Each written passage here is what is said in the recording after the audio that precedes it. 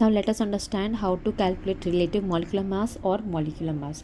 देखो, ये molecular mass calculate करना you have already studied in class 9, okay, but इसका कॉन्सेप्ट आपको क्लास 10 में भी समझना ज़रूरी है।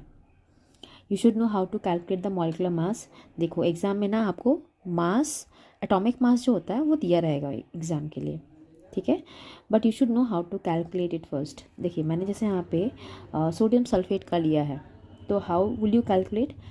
2 × 23, मतलब ये 23 is the mass of sodium, plus 32, 4 × oxygen, मतलब 4 × 16, ठीक है, ये 4 आपको 16 ग्राम से मल्टीप्लाई करना होगा। दिस 4 का मतलब होता है देयर आर 4 मॉलिक्यूल्स ऑफ और 4 एटम्स ऑफ ऑक्सीजन, ऐसे लगा लीजिए। Then you multiply and add, you will get the answer, okay. Next we have for H2SO4, 2 × 1, hydrogen का मास 1 ग्राम होता है, so it is written. Sulphur का 32, oxygen again 4 × 16, and you have a total mass of 98 atomic mass unit, ठीक है। Next we have this copper sulphate dot 5H2O।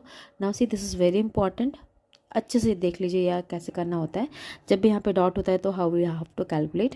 First of all I will this I have written the mass of copper which is 63.5 plus 32 which is the mass of sulfur, again 4 × 16, इतना हो गया। अब ये देखो, ये जो dot है ये आपको एक्चुअल में ऐड ही करना है विथ 5 मॉलिक्यूल्स ऑफ वाटर।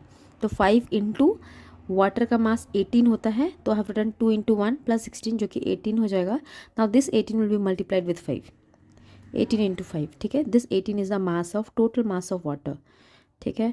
तो आप मल्टीप्लाई करेंगे and then add all, you will get the mass as 249.5 atomic mass unit. I hope आप लोग को ये मॉलिक्यूलर मास कैलकुलेशन समझ आया हो। Thank you.